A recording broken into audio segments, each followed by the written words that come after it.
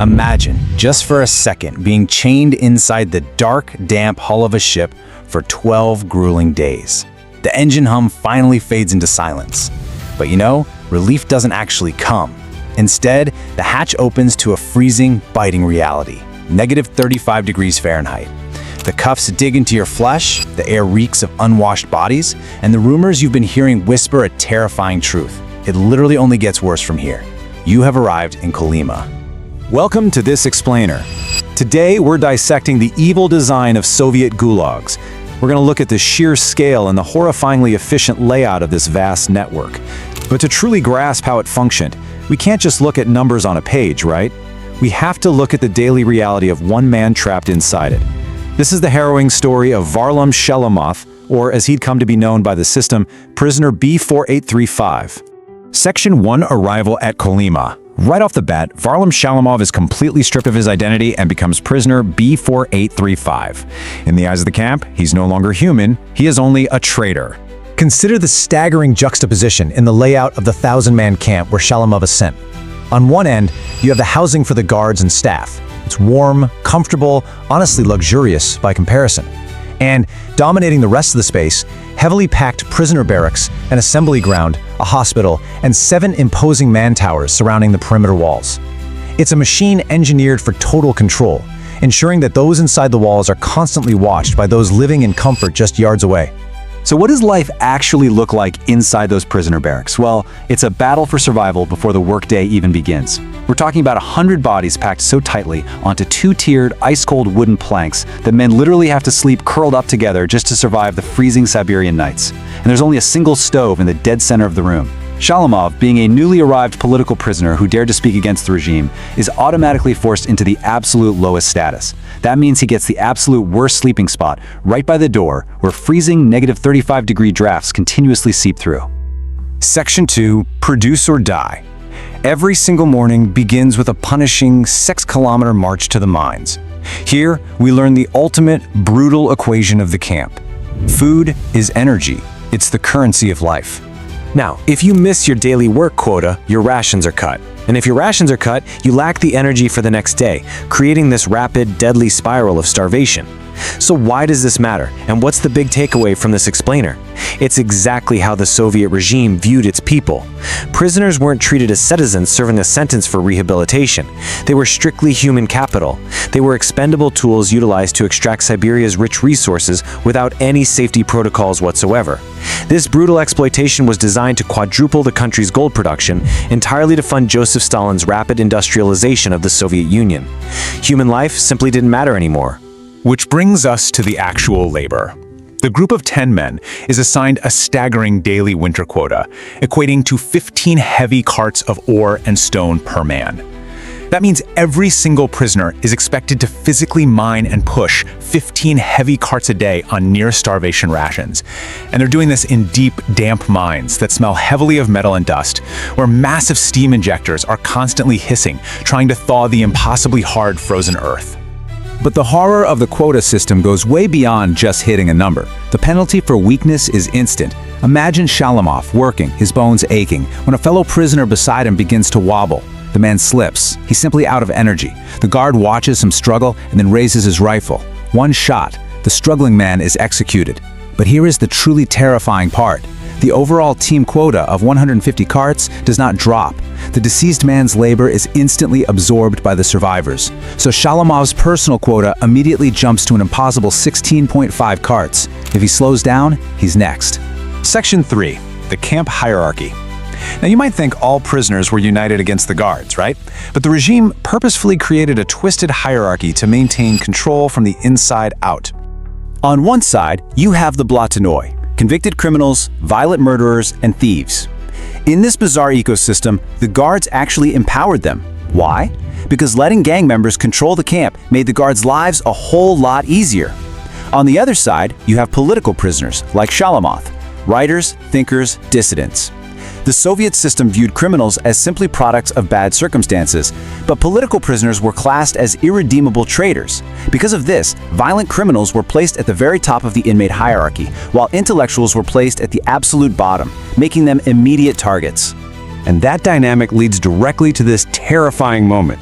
Shamalov is approached by a Blatnoy named Oleg, a man who had previously stabbed a prisoner to death over a sweater. Heavy footsteps approach, and Oleg delivers a chilling, quiet command. Both quotas, mine and yours. Oleg is casually extorting Shamalov into completing 33 total carts before lunch. One quota is nearly impossible, but 33, that's a death sentence. Yet a refusal means an immediate knife in the ribs. By the time the lunch whistle blows, Shalamov has managed 17 carts, ultimately failing Oleg's impossible demand. If you complete your quota, you get 700 grams of bread and a full bowl of soup. But because Shalamov failed, he receives punishment rations, just half of that. Starving and completely isolated. Because associating with a political prisoner is highly dangerous, Shalamov is saved only by a quiet act of immense bravery. A fellow prisoner named Dmitry subtly passes Shalamov his own piece of bread, risking his own survival just to keep hope alive. Section 4. The Road of Bones. As the men begin a brutal 2-hour march to the afternoon workstation, let's step back from Shalamov's individual struggle and look at the macro-level scale of what he's a part of. The numbers here are they're almost incomprehensible. Across the USSR, there were over 30,000 total camps. Just in the Kolyma region alone, there were 80 camps. This massive web stretched all across the landscape. Norilsk to mine nickel, Vorkuta for coal, Magadan for the sea route. Some single camps held up to 25,000 men. And the 2,000-kilometer highway Shalamov is currently marching on, it's notoriously called the Road of Bones, because as prisoners died from the freezing conditions, it was literally easier to bury their bodies directly into the road's embankment than to dig fresh graves in the frozen earth. At the afternoon station, the agony somehow intensifies. Every prisoner must shift 5 cubic meters of frozen permafrost. But remember Oleg's extortion? Shalamov is forced to do 10. He slams his pickaxe into the rock-hard ground until the tool shatters.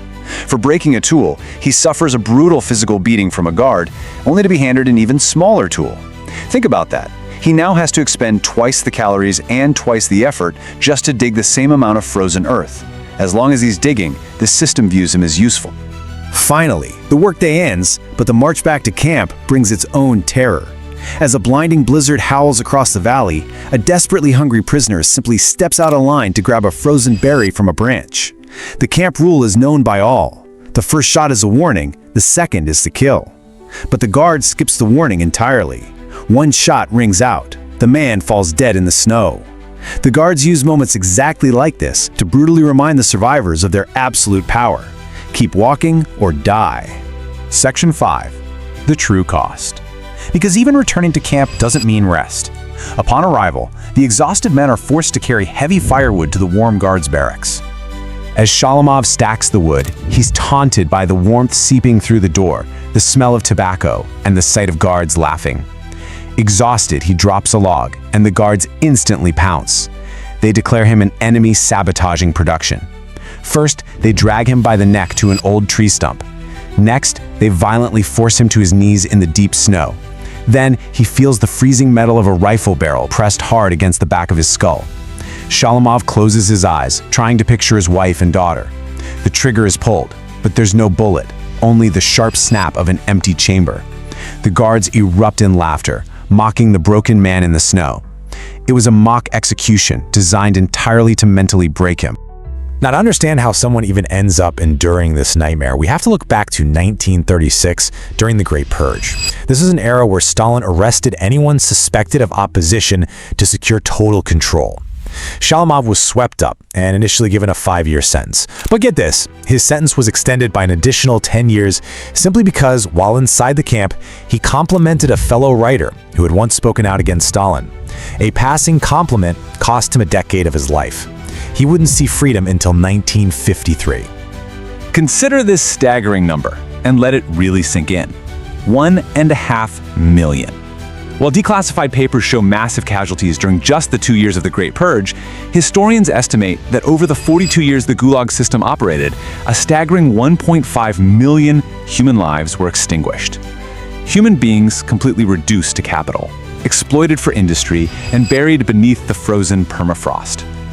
So, what became of prisoner B4835? Well, Shalamov actually survived. He managed to secure a role as a medical assistant within the camp, which saved him from the lethal manual labor.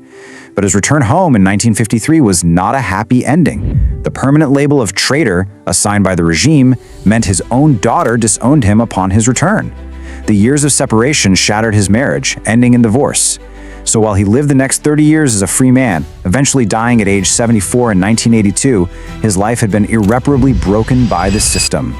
Which leaves us with this final, profound question to consider today.